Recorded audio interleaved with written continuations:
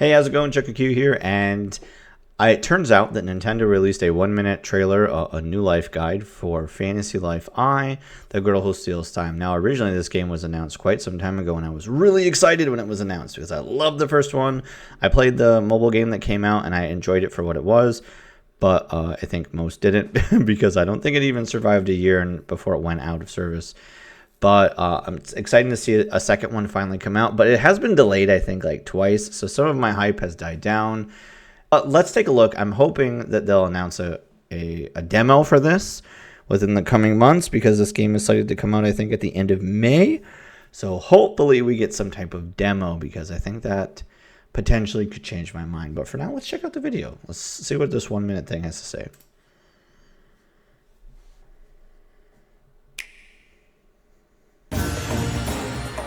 Oh, they're on a like bone version. All right, a guide to our new life. Let's check it out.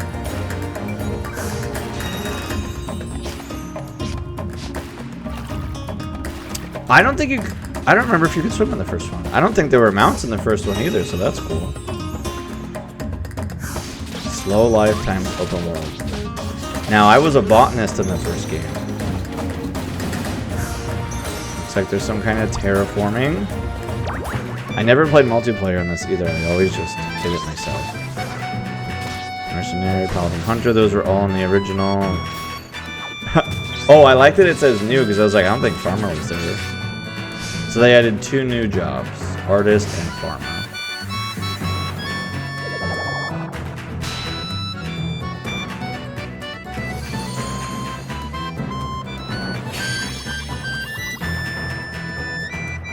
Scheduled for release on May 21st. Okay, cool. Oh, and that's it. Let's flip through that one more time. You never know what you see the second time.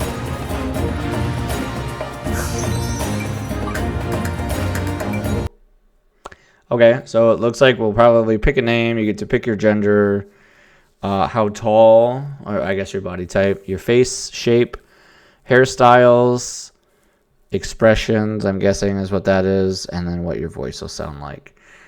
This looks like there could be a lot of hair colors, so that's cool. I would have liked to see what the color options were. Now, this says explore a vast open world, but how open are we talking?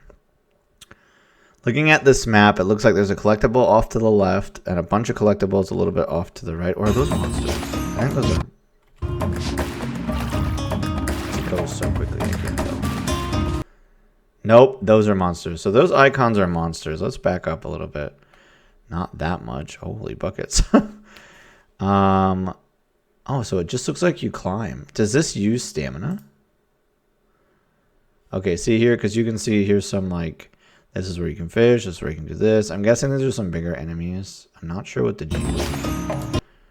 Oh, this must be north.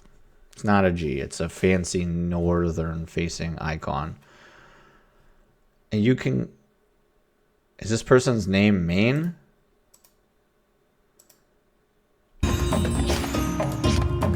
Doesn't seem like it drains stamina, which is what, like, doing anything in your job would do. It's cool that you get little pets. Okay, so I was thinking about this earlier. Do we just climb whatever? It seems like that's the case.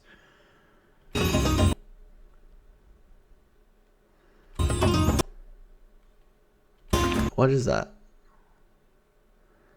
I wonder if this is going to act as a like teleporting spot. So that if this is supposed to be a massive open world, you're going to need fast travel locations, which Fantasy Life 1 I don't think had any fast travel. I wonder what this statue does. This dude's name is Maine.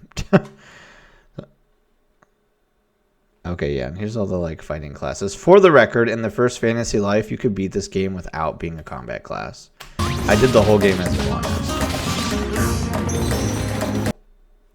This is interesting. That you clearly are going to get to decorate your own island, and I think that's kind of cool. It looks like terraforming, but less obnoxious.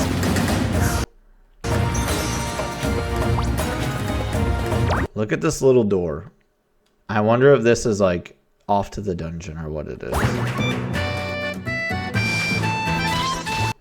Yeah, so these are all your jobs. I don't know the difference between these two, honestly. I'm guessing that this one hits harder. And this one can block. And that's probably it.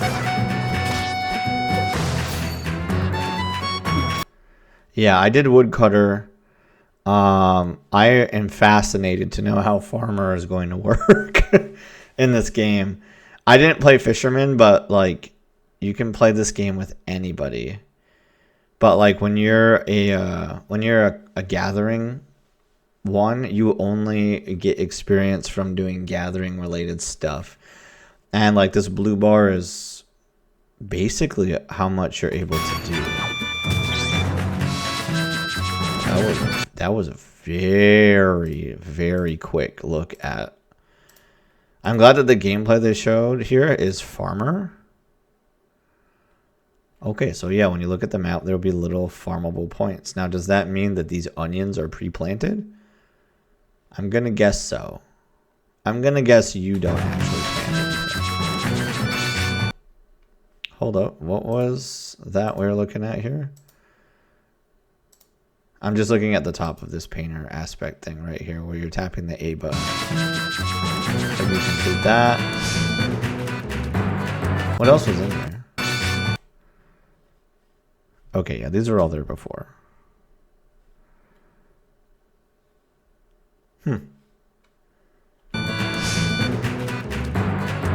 Visit other islands. And your time traveling. That feels kind of Dragon Quest-y. So there's a bunch of different islands on here. So I guess it's going to be pretty obvious. This is our starting hub.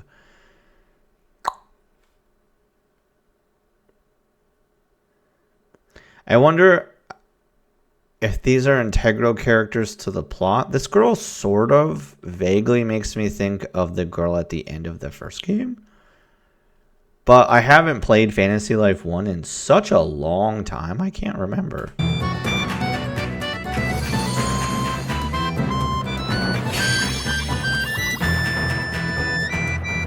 I'm on auto, so let's clean up my bitrate a little bit, and we'll take a look at it one more time and see if it looks any cleaner. I thought it was looking pretty blurry, but my thing was sitting on auto. And it still looks pretty blurry.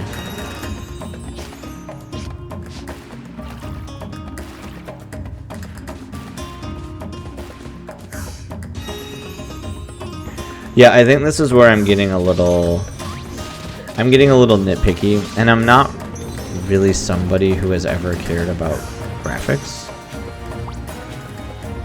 But lately, considering I played some of the games I mentioned earlier, like Rebirth and Remake and Monster Hunter Wilds, I really appreciated like the great attention to like fidelity and higher resolution textures and a bit more realistic environments, and I really like that. Even Xenoblade Chronicles X, like that's a fantastic looking game on the Nintendo Switch, and I just am like really appreciating some of those art directions a little more. Maybe I'm a little burnt out from all the all the games that come out with this art direction. Not that it's bad, but it's so much for me anyway. For me, right? Like I play a lot of Nintendo games. I play a lot of Breath of the Wild, Fire Emblem, etc., etc. I've played a load of farming games, tons of them. I played every Harvest Moon that's ever come out. I played every Story of Seasons that's ever come out. Did Stardew Valley. I've played a ton, and I am stoked for Witchbrook, and oh my gosh, I'm over the moon for Fields of Minstria. But this art direction, I think I'm just getting a little burnt out of, and that's just me. That's a me thing. That's nothing to do with this game. But I'm hoping they release a demo. I'd like to get some hands-on with some gameplay. Maybe the open world aspect could be really cool. In the original game, it was not open world per se. You had to progress the story to get to new regions of the world, and the maps sort of like linked together. I don't 100% remember how they linked together, but I remember you had to do plot to get to new zones. But if this is open world, maybe that won't be the case. That could be pretty cool. So I like what I saw here. Not psyched about how fuzzy everything looked, but shouldn't really complain about that if I'm going to play games on my Nintendo Switch. And hopefully they drop a demo. I'd like to check it out. Let me know in the comments what you think about about Fantasy Life: The Girl Who Steals Time. Are you going to pick it up? Did you play the first one? I'd love to know what you think in the comments down below. And if you enjoyed this video, consider hitting that like button and consider subscribing. I really appreciate it. I hope you have a good night, day, evening, whatever time of day it is when you're watching this. And I'll see you in the next one. Bye-bye.